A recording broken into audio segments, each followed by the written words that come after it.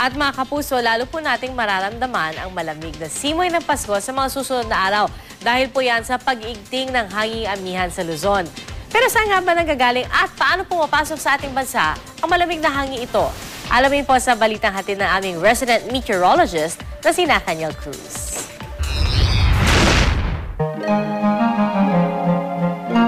Pagpasok pa lang ng bare months, agad nang nasasabi ng mga Pilipino na Christmas is in the air.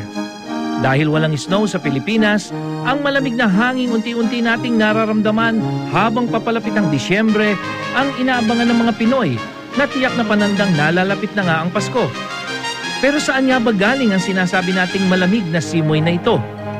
Ang equinox noong Setyembre, tanda ng pagpapalit ng season sa Northern at Southern Hemisphere. Summer na ang nararanasan sa timog ng mundo tulad sa Australia, habang winter naman sa Hilaga gaya sa Russia. Sa panahong ito, unti-unti nang hihina ang hanging habagat o southwest monsoon. Sandali munang papasok ang easterlies bago tuluyang maghari sa eastern section ng Asia. Sa northern hemisphere ang northeast monsoon o ang ating tinatawag na amihan.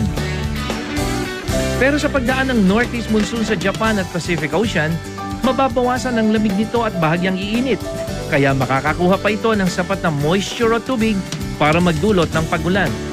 Ito ang dahilan kung bakit nagiging mas maulan sa bandang silangan ng Pilipinas tuwing buwan ng Nobyembre hanggang Marso. Ito yung dami ng ulan o tubig na tinatanggap ng ating bansa mula Abril hanggang Setyembre o panahon ng hanging habagat. Kaya mas maraming ulan ang nararanasan dito sa kanlurang bahagi ng Luzon hanggang dyan sa Visayas.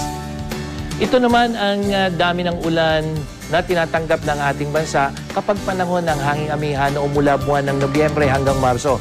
At mas maraming ulan naman ang natatanggap ng silangang bahagi ng ating bansa, lalong-lalo na dyan sa Bicol, Visayas at Mindanao.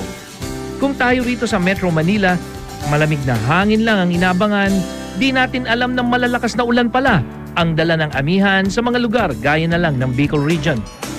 Ang amihan man ang inaabangan ng lahat para sa panahon ng kasiyahan ng Kapaskuhan, mainam pa rin nakahanda tayo. Ito ang GMA Weather. I am ready.